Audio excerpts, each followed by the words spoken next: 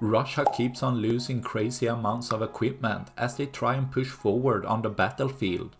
Ukraine, having short supply of ammunition, has turned even more to FPV drones to compensate for this shortage, sending swarms of precision-guided drones against Russia's armored vehicles and tanks.